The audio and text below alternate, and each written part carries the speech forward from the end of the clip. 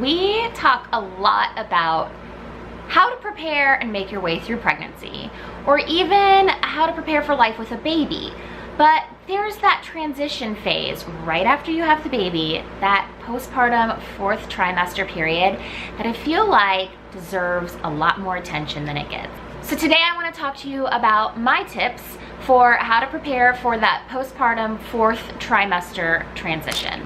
After each one of my babies, I have given birth to 4. I am always shocked at how rough that first couple months after I have them is on me. Literally every single time. I mean, even after I had my 4th baby, I was like, whoa, why don't I ever remember how hard this is on me? And I want to preface this by saying that's not everybody's experience. And I'm not here to alarm you. I just think that that experience could be made a lot better if you prepare for it. And preparing for it to be rough isn't gonna make it rough. It just means that you'll get through a little bit easier if it happens to be that way for you. I'm not necessarily only talking about postpartum mood disorders, but I do want to address that here at the top, in that I think a big part of preparing to have a baby is putting a plan in place in case you are one of those 1 in 7, possibly 1 in 5 women who will deal with postpartum anxiety, postpartum OCD, postpartum depression, or one of those on the spectrum of perinatal mood disorders. And the key to being able to navigate that is, number one, understanding that it does happen to more women than you probably think it does. And it's not an indicator of you as a mother, as a person. When you fill out that survey at your 6-week postpartum checkup, or before they release you from the hospital, about your mood and how you're feeling, that's not a test that you should feel like you have to pass. Planning for that to happen doesn't mean that it's going to happen to you. It just means that you're gonna have an honest and open communication with your partner, your loved ones, your parents, if they're in your life, your provider for sure, your OBGYN, your midwife, your doula, and you're gonna say, hey, you know, I just want you guys to be on the lookout and help me recognize any of these symptoms in me. Let's have a plan in place. If any of you recognize these symptoms in me, if I recognize these symptoms in me, what do I do? Who do I call? And let's be on the same page about that. So I think that's first and foremost just such an important part of planning to have a baby. It's just to have that in place, just because if it does happen, you don't have to stress out about finding out who you call or where you go. It's all taken care of, it's right there, and everybody's on the same page. That aside, I want to talk about like prepping, you know, like your space and kind of how you want to handle having a baby in your home for the first time, and communication with your partner. I think it's really key to talk to your partner about what your visitation plan is for when you have a baby. A lot of people mean really well, and they want to come over and they want to help you, and I think it's fine to go ahead and say, cool, come on over, like visit the baby whenever, I'm gonna be fine, loosey-goosey, I love you, come on in. But here is something I want to suggest. Even if you have a totally open visitors anytime policy, have like a safe word that you can have with your partner, something that you can tell them, hey, listen, you know, instead of having to walk up to them in front of like 15 relatives and be like, right, so my left breast is engorged currently, I think I might have mastitis, and I just like passed a clot bigger than a tennis ball, so we might need to call somebody about that. Just having a phrase or a word that you can say to your partner to kind of alert them, oh, you know what, now is a good time for you to manufacture a reason for all of these people to leave, so that's not on me, and then we are gonna have to do something, you know, like I'm done with having visitors, and I need you to make them disappear. And I think it's totally reasonable for you to expect your support person, your partner, your husband, whoever, to manage that situation for you. If you don't have that person in your life, then I just encourage you to be very open and honest with people. Ask for help when you need it, but also if people are encroaching on your space or you just need some private time, just lay it out there for them and say, listen, you know, I'm so glad that you got to come over, but I have some things I need to tend to, baby and I need to go take a nap or whatever, and we welcome you back, you know, in a few weeks. Now let's talk about some like handy supplies to have on hand after you have a baby. This is kind of the fun part, is stuff that you can stock your nest with that makes those first couple months just a little bit easier. The pregnant chicken, my dear friend Amy Morrison, has an amazing recipe for padsicles. It's actually in my book, but I'm gonna link up to her blog post in the description below so you can check it out, and obviously follow her blog. I'm sure you are already. She's incredible. Padsicles are like pads with like aloe vera and all kinds of stuff like frozen on them, and they're just supposed to be soothing. Those are fun to have on hand. Also, snacks. So especially if you're planning on breastfeeding, you are gonna be ravenous, and it's important to have not only like snacks that you love, but also snacks that you can eat with one hand.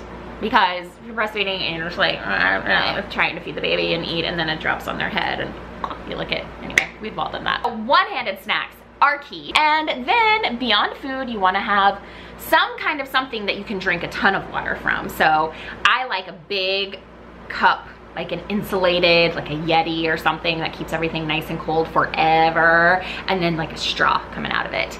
That's my favorite combination. You do whatever works for you. I know the hospital usually sends you home with those awesome big insulated cups with the big straws. Love those too. Definitely want to have water on hand in some way, some form. If there's anything, is anyone's ever asking you, what can I get for you? Like, oh, you can get me some water. Like literally every time you get up, go get me some more water. And then you're also gonna wanna plan out some form of entertainment, because you're gonna be stuck holding that baby for so long, and there is only so long that you can look at them and be like, you are the most perfect thing ever created, ever. I love you.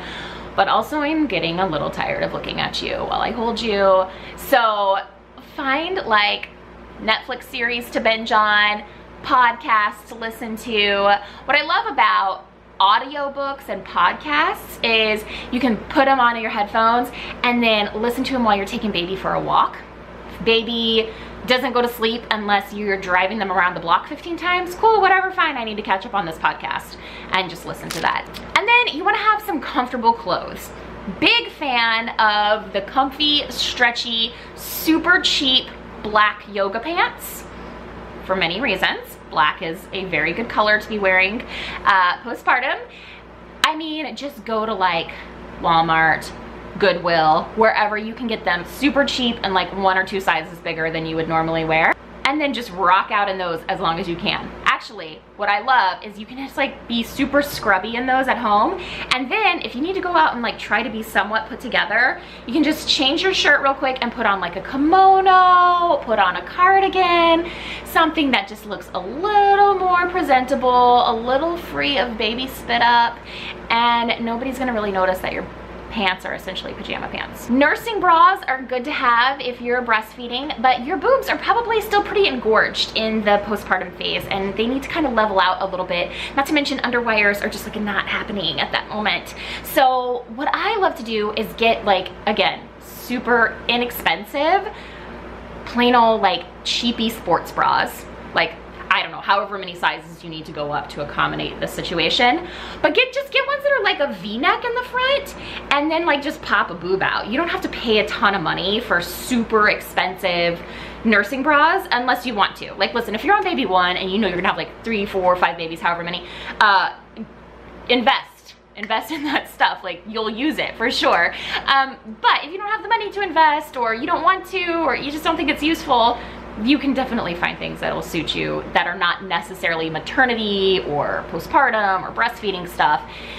They really mark that stuff up. So look for like the cheapy ones.